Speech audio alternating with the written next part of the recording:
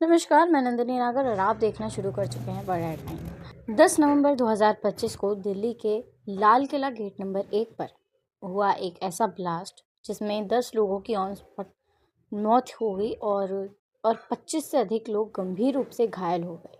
जिसके बाद पूरे दिल्ली में नहीं बल्कि पूरे भारत में अलर्ट का माहौल है और अलर्ट जारी कर दिया गया है। खास करके उत्तर प्रदेश, बिहार और महाराष्ट्र में हाई अलर्ट पर इन तीनों जगहों को रखा गया है और अन्य प्रदेशों में भी लगातार चेकिंग जारी है इस ब्लास्ट के बाद।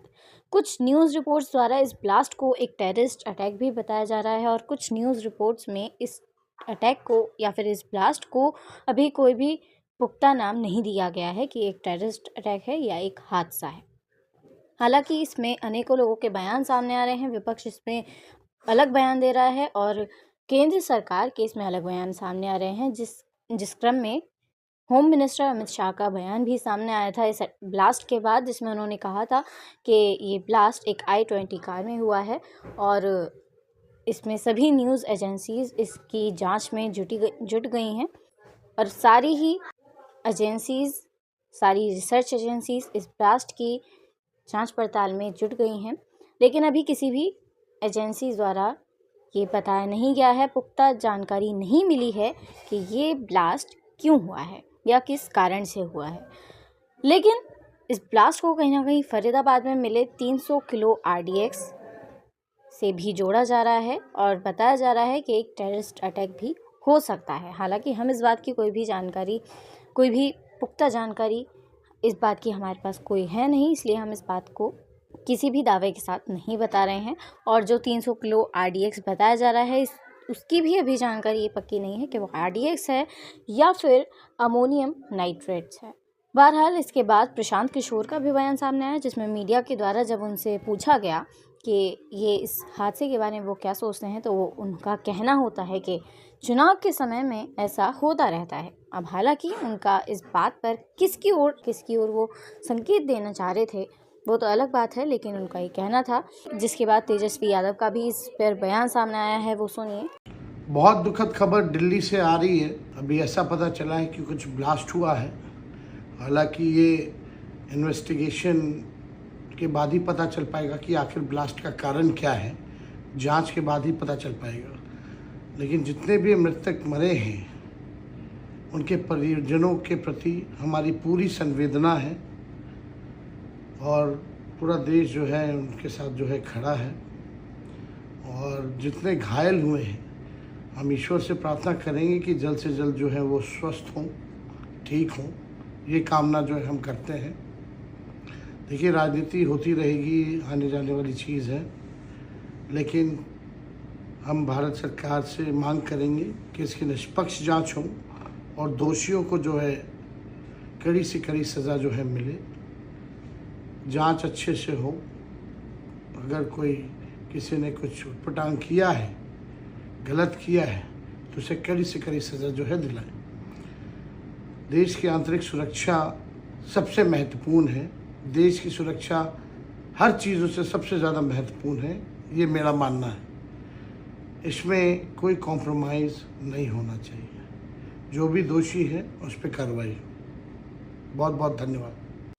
और साथ ही सुप्रिया शिंदे ने भी होम मिनिस्टर अमित शाह और प्रधानमंत्री नरेंद्र मोदी के ऊपर भी काफ़ी सारे सवाल करे हैं और ये पूछा है कि देश में इतने बड़े हादसे होते रहते हैं, पहलगाम हादसा हुआ और अब भी इतना बड़ा हादसा हुआ है, इसकी जिम्मेदारी कौन लेगा और ऐसे हादसों से कब तक भारत के वासियों को, कब तक देशवासियों को जूझना पड़ेगा। राष्ट्र की राजधानी दिल्ली में कल बड़े बम विस्फोट में 13 भारतीयों की हत्या हो गई।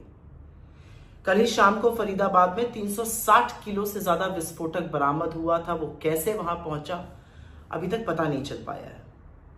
7 महीने पहले पहलगाम में एक नृशंस आतंकी हमला हुआ था जिसमें हमारे भारतीय साथी शहीद हुए थे और अब दिल्ली में यह बम ब्लास्ट हो रहा है। आखिर किसी की जवाबदेही है? कोई जिम्मेदार है? कहां है गृह मंत्री अमित शाह और प्रधानमंत्री मोदी? पिछले 7 महीनों में 41 भारतीयों की हत्या हुई है। बड़ी बड़ी चुनावी भाषण में इतने मशगूल है कि उनको राष्ट्रीय सुरक्षा से कोई मतलब ही नहीं है। और अमित शाह तो बिल्कुल फेल्ड गृह मंत्री है। उनकी नाक के नीचे मणिपुर से लेकर दिल्ली दंगे, पहलगाम आतंकी हमला और अब ये बम ब्लास्ट हो रहा है। दिल्ली पुलिस किसको रिपोर्ट करती है? अमित शाह को। आईबी किसको रिपोर्ट करती है? अमित शाह को। सरहदों की सुरक्षा किसकी जिम्मेदारी है? अमित शाह की। अमित शाह को चुनावी भाषणों से ही फुर्सत नहीं है और प्रधानमंत्री मोदी हर बार की तरह जब संकट आया तो जिम्मेदारी से मुंह मोड़कर भूटान चले गए। लेकिन बड़ी बड़ी बातें करने से आपकी विफलताएं छुपेंगी नहीं, क्योंकि भारी सुरक्षा की चूक हो रही है। और प्लीज मुझे कोई यहां पर ज्ञान मत दे कि राजनीति मत करिए। इस देश की सुरक्षा को सुनिश्चित करना, लोगों को महफूज रखना सरकार की जिम्मेदारी है। और अगर मासूम भारतीयों की हत्या होगी तो सवाल पूछे जाएंगे, जवाबदेही तय की जाएगी। क्योंकि एक बात साफ है, यह देश सुरक्षित हाथों में तो बिल्कुल नहीं है। वहीं साथ ही दिल्ली की सीएम रेखा गुप्ता ने भी इस मामले पर प्रेस कॉन्फ्रेंस करते हुए ये बात कही है कि इस मामले की जानकारी सभी जांच एजेंसियां जुट गई हैं और जल्द से जल्द इस मामले का कारण बताया जाएगा। अनफॉर्चुनेट है ये हादसा और सभी एजेंसीज अपना काम कर रही हैं और पूरी तरीके से इसकी तह तक जाने का उनका काम चल रहा है। और हम खुद अस्पताल गए, जो भी इंजर्ड लोग थे मेरा उनसे मिलना भी हुआ, उनके परिवारों को कोई दिक्कत ना आए और सरकार का पूरा सहयोग उनके साथ है, पूरी संवेदनाएं भी। साथ ही अब आप दिल्ली पुलिस कमिश्नर का भी वो बयान सुनिए जो उन्होंने ब्लास्ट के बाद दिया था और ब्लास्ट के बाद उन्होंने क्या कहा, सुनिए। आज करीब 6:52 पे एक यहाँ पे रेड लाइट पे एक स्लो मूविंग व्हीकल जो रेड लाइट की तरफ आके रुका था, उसमें एक ये एक्सप्लोजन हुआ है। उस वक्त गाड़ी के अंदर जो पैसेंजर्स उसके अंदर ही थे और इस एक्सप्लोजन से जो है आसपास की गाड़ियों में भी क्षति हुई। जैसे ही इसकी खबर मिली, हम सारी एजेंसीज जो है Delhi police, FSL, NIA, NSG, उनकी टीम्स यहाँ पे आ चुकी हैं और हालात का जायजा भी ले रही है। हर तरीके से इस जो है एक्सप्लोजन के बारे में जांच की जा रही है और जल्दी ही इसका आकलन करके इसका जो भी रिजल्ट निकलेगा वो आपको बताया जाएगा। इस इंसिडेंट में कुछ लोग को इंजरीज भी आई हैं और कुछ लोगों की डेथ भी हुई है, तो वो अभी हालात का जायजा लिया जा रहा है और एग्जैक्ट फिगर्स जो हैं आपको कुछ ही देर में बता दी जाएंगी। और सिचुएशन को रेगुलरली मॉनिटर किया जा रहा है और गृह मंत्री जी भी जो है उनसे रेगुलरली उनका फ़ोन भी आया था, उनको रेगुलरली ब्रीफ किया जा रहा है और उनको टाइम टू टाइम पूरी सूचना दी जा रही है और आगे जैसे भी हालात होंगे, जो भी नतीजा निकलेगा आपको बताया जाएगा। अभी इसको आकलन किया जा रहा है।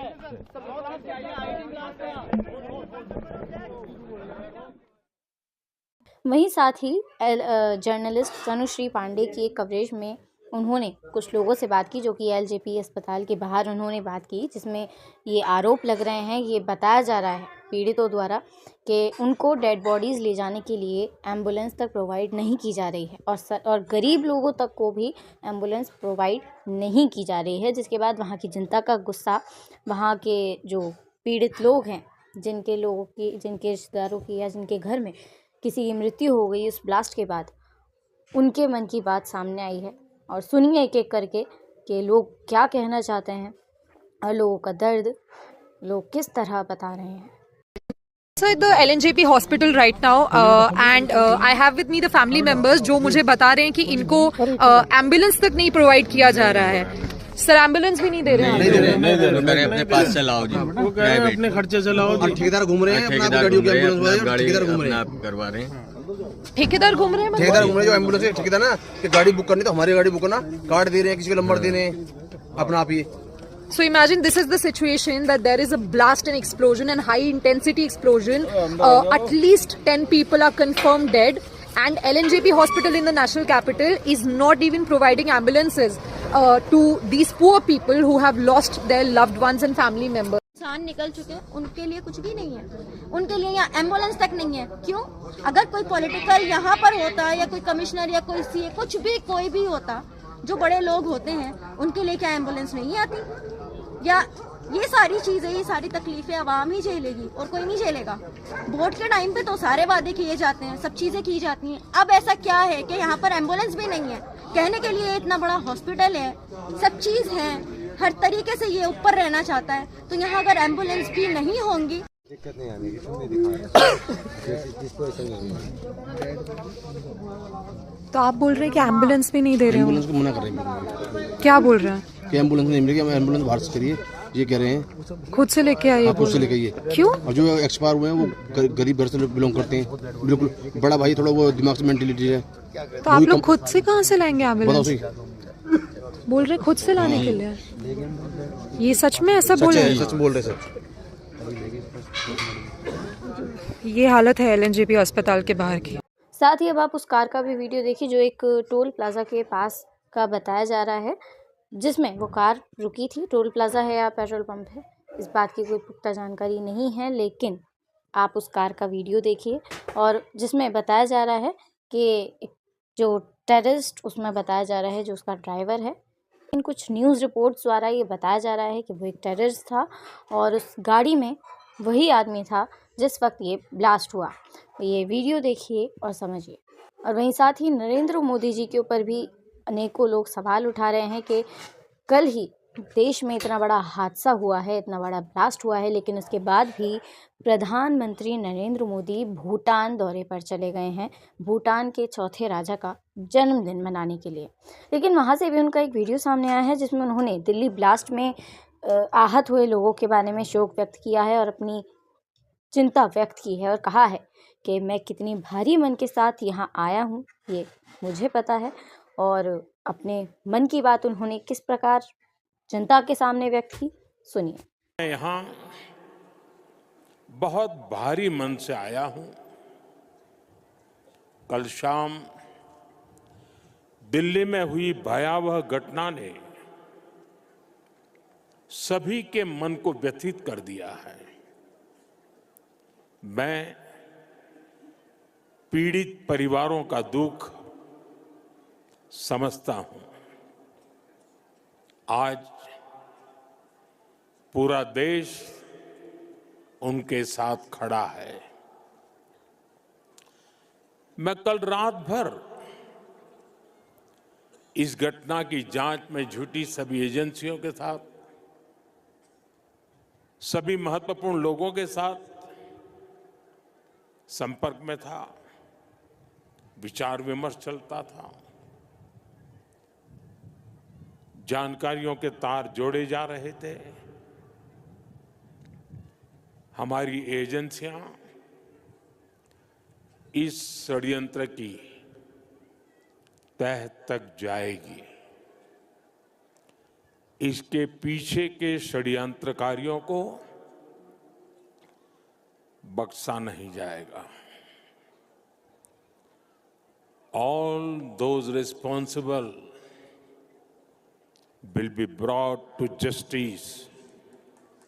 तो साथ ही इस खबर में अभी बस इतना ही। बहरहाल आपको ये खबर कैसी लगी कमेंट्स में ज़रूर लिखिएगा। बाकी इस खबर से जुड़ी हुई, इस ब्लास्ट से जुड़ी हुई जो भी अपडेट सामने आती रहेगी, जो भी महत्वपूर्ण अपडेट सामने आएगी, वो हम आप तक लाते रहेंगे। तब तक के लिए देखते रहिए वर्ल्ड हेडलाइन। खबर पसंद आई हो तो उसको ज़्यादा से ज़्यादा शेयर करें। मैं नंदिनी नागर, नमस्कार।